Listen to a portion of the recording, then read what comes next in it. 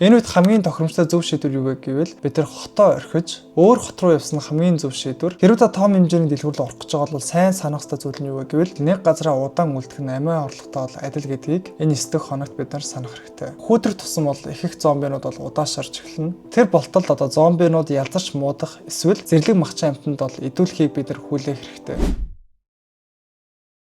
За, hello guys, Temkaven дараагийн хэмжлэндээ тавтамаар л хэрвээ энэ дэлхий дээр зомби тахал гарах юм бол та өөрийгөө хэрхэн одоо авч амьд үлдэж бидний ямар нөхцөл байдал хүлээж авах болоо гэж та бодож байсан уу? Ихэнх хүмүүс зомбитэй кино үзэж явах үе за би байсан бол ингэх байсан бах та гэсэн бодлоод бол байсан бах. Гэхдээ яг цагаадлах юм бол нэрийн гэсэн бид нар яаж амьд үлдэх талаар та бодож ирсэн үү? Тийм ч учраас би та бүхэн сонирхолтой байх болов гэж бодоод зомби гарвал 40 хоног хэрхэн амьд үлдэх вэ гэдэг талаар ээлжид part 2 дугаарыг яг энэ цагт бэлтгэн хүргэж байна. За тэгээд энэ дугаар мөрхөө сонирхолтой байх болов гэж бол итгэл төрж байна. Та бүхэн бичлэг хийхээс өмнө лайк дараагүй лайк дараа, subscribe дараагүй subscribe дарж дэмжиж битэн мартаарай. Лайк дарж саб дарж намайг дэмждэг бүх хүмүүстээ маш их баярлалаа. 2026 оны хамгийн сонирхолтой дугаараа яг энэ цагт хүлээн авч үзцгээе.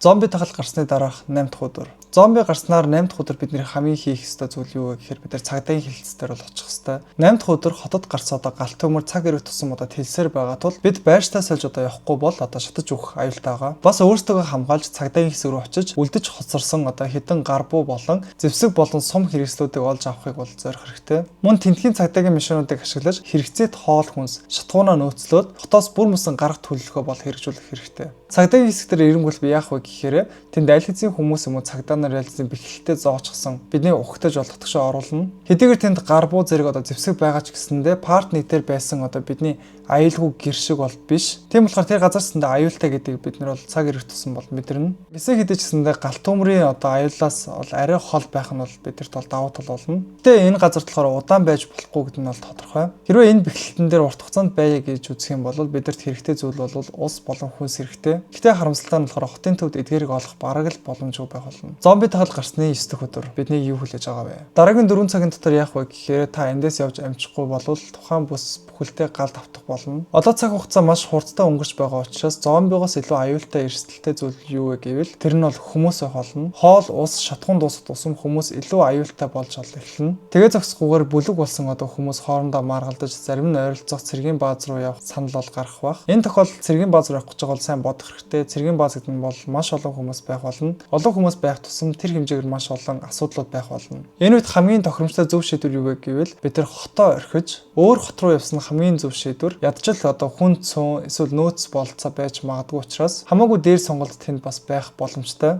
Энэ тохиолдолд бидний заавал санах ёстой санамж юу вэ гэвэл хотод үлдэх юм бол баг амиа орлоготой адил. 9 дахь хоногийн санамж юу вэ гэвэл нэг газараа удаан үлдэх нь амиа орлоготой бол адил гэдгийг энэ 9 дахь хоногт бид нар санах хэрэгтэй. За тэгэхээр цаг хугацаа урссаар 12 дахь өдөр бидний юу хүлээж байгаа вэ? Та мэдээж хой зүг рүү одоо зордох ч юм уу өөр хот руу очсон байх. Тэр процесс болохоор олон тооны замын хаалт саадыг даван туусаар хотоос гарахад бүтэн 24 цаг бол зарцуулах болно. Энэ хугацаанд бид багаараа шатхуун цэнэглэхээс өөр одоо юу ч биднийг бол зогсоохгүй. Бид ээл задгаа одоо хөдөөхээр газарт гартлаа ээлжлэн жолоо барьж тасралтгүй урагшлана. Урагшлаар яг гэхээр бид нар хамгийн ихний колонк дээр болохоор очиод тэндээс одоо газрын зураг олох шаардлагатай. Хой зүг рүү зорих юм бас давуу тал нь юу вэ гэхээр тэнд бол Аляска гэх зэрэг одоо маш хүйтэн газар бидний хутгах учраас энэ нь бидний амьд үлдэх маш том боломж. Бас эрт очихгүй бол одоо зам хаагдах аюултай байгаа. Зам тааралдах том дэлгүүрүүдийг тонох хүсэл төрөгч бид ухаалаг байж дахин нэг бодох хэрэгтэй. Мэдээж тэнд хэрэгцээт зүйлс дүүрэн байгаа ч зомбинууд ч бас дүүрэн байх боломжтой. Тиймээс олон 10 зомби байх магадaltaй том сүлжээ дэлгүүрүүдийг ухахаас өмнө хүн ам багтай тийм одоо дэлгүүр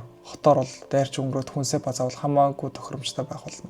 Зомби тахал гарснаас 15 дахь өдөр. 15 дахь өдөр бид нар цаасан газрын зургийг ашиглаад маш их хэмжээний цагийг бол хожих болно. Бид хурдны замаас зайлсхийж туслах замыг бол ашиглаж явах болно. Тэр хавийн газрууд нь болохоор хизээж зомби тахал гараагүй юм шиг одоо ил хул амар амгалан харагдах ч зам таарлах машины осол эсвэл зомбинуудад бариулсан гэр бүлийн уул мөр биднийг болохоор бодит байдал бол эргүүлэн авчрах болно. Гэхдээ хүн ам ихтэй төвүүдээс хангалттай хол замд гарсан тул бид болохоор нэг том дэлгүүрт одоо орох эрсдэл гаргаж үүсгэх хэрэгтэй. Одоохондоо та жижиг одоо шатхуун түгээх станц хүнсний дэлгүүр олж явсан хэдий ч зэвсгээ сайжруулж хүнсний нөөцөө нэмэгдүүлэх цаг нь бол яалчгүй болсон байх болно. Хэрвээ та том хэмжээний дэлгүүр рүү орох гэж байгаа бол сайн санах ёстой зүйл нь юу вэ гэвэл грекийн дайчдыг та багаараа тусгай жигсаал баягаар орох нь хамаагүй илүү аюулгүй байх болно. Болж өгвөл та замдаа явж явах үедээ амралт авах мөчтөө багаараа сургуульд хийвэл илүү их үр дүнтэй байх болно. Жигсаж дэлгүүр рүү орсон нь ямар давуу талтай вэ гэхээр хэрвээ дэлгүүрээс маш их хэмжээний зомби гарч ирэх юм бол бид нар ямар ч талаас дайрчсан өөртөө хамгаалж жадаар нэвт сүлбэх боломжтой байх болно. Эхний игнээнийх нь яах вэ гэхээр жадаараа зомбинуудыг нэвт хатгаж тогтоох ёстой. Хоёрдугаар игнээнийх нь болохоор урагш давшиж сүх алхаар үхлийн цохилд өгөх хэрэгтэй. Энэ хэдий зэрлэгчсэндээ гайхамшигтай үр дүнтэй таагддаг байх болно. Энэ үед болохоор бидний хамгийн сайн санах ёстой дүрмүүдийн нэг нь юу вэ гэвэл хизээж бие биенээсээ салж болохгүй, мөн дээрээс нь хэдийгээр хэсэг хэсгээрээ явж дэлгүүр дээр шалгуул илүү их цаг хугацаа хэмнэх ч гэсэндээ бид бүхэн хамтдаа байх нь хамаагүй илүү амьд үлдэх боломжийг бий болох болно. Дэлгүүрт орох үедээ бидний зайлшгүй авах ёстой зүйлүүдийн жагсаалт нь юу байх ёстой вэ гэхээр мэдээж аяллаа хэрэгсэл, буу болон бууны сумнууд, мөн дээрээс нь загсны уураг болон өгөөш гэх мэт ирээдүйн хүйтэн газарт хэдүүл очих ёстой учраас аль болох амьд үлдэх хэрэгслүүдэд бол энэ дэлгүүрээс авах хамаагүй илүү ашигтай. Дэ мэдээж дулаан хувцас болон анхны тусламжийн хэрэгслүүдээ сайн базаах хэрэгтэй. За тэгэхээр зомби тахал гарсны 20 дахь өдөр биднийг яг юу хүлээж байгаа вэ? Бас бидний хэрэг амьдулдаг вэ. Бид болохоор гол хурдны замнуудаас зайлсхийж байгаа ч гэсэн боломжийн хурцтайгаар бол урагшлах хэрэгтэй. Намар удахгүй болж түүний араас анхны цасч орох учраас энэ маш сайн хэрэг. Хэдийгээр хүүтрээд Орс ч юм уу өөр хойд твийн газруудаар орох ч гэсэндээ тэнцэндээ ерөнхийдөө зомби тахал гарчсан бидэртэй адилхан нөхцөл байдал ухтах нь бол мэдээж хэрэг. Энэ үед таны санах ёстой зүйл юу вэ гэвэл үндэсний хэмжээний хямрал бол энэ биш. Зомбинууд ямар ч улсын хил хязгаарыг хүндлэхгүй гэдгийг та энэ цаг мөчид санах хэрэгтэй. Магадгүй таны бүлгийн зарим хүмүүс болохоор арай жоохон дулаахан газар эндээ үлдээ гэсэн бол санал дэвшүүлэх баг. Гэхдээ та нэг зүйлийг санах хэрэгтэй. Бид нар аюулгүй байдал руу явж байгаа учраас хүн болгон аюулгүй байх тэр газрыг сонгосон хамаагүй хэрэгтэй. Тийм болохоор бид аюулгүй байдлаа бүрэн хангахын тулд дулаан уур амьсгалтай газраас дор хаяж 1 жил, магадгүй баттай болохын тулд 2 жил хол байх бол хэрэгтэй. Тэр болтолд зомбинууд ялзарч муудах эсвэл зэрлэг махчин амьтанд бол идүүлэхийг бид нар хүлээх хэрэгтэй. Буу зэвсэхгүй хүн гэдэг бол амьд үлдэх чадвар бол муутай байх байх. Гэхдээ харин баавгай ирвэс чон зэрэг махчад бидэнд ирээдүйн найдварыг ганц төрүүлж өгч байгаа ганц боломж байх болно. Гэхдээ нэг аимшигтай бодол эргэлдэх байх. Тэр дээр амьтад өөртөө зомби болоод хувирчвал яах вэ гэж. Тэм учраас бид нар Аляска юм уу хойд төв рүү очиж хүүтэн газар 2 жил байснаар энэхүү онол баталгаатай байна уугүй байна уу гэдгийг бид нар өөрсдөө шалгаж үзэх хэрэгтэй. Тэр хугацааны дараа байгаль их өөрөө цэвэрлэгдэж зомбинууд бараг үгүй болсон байх ёстой.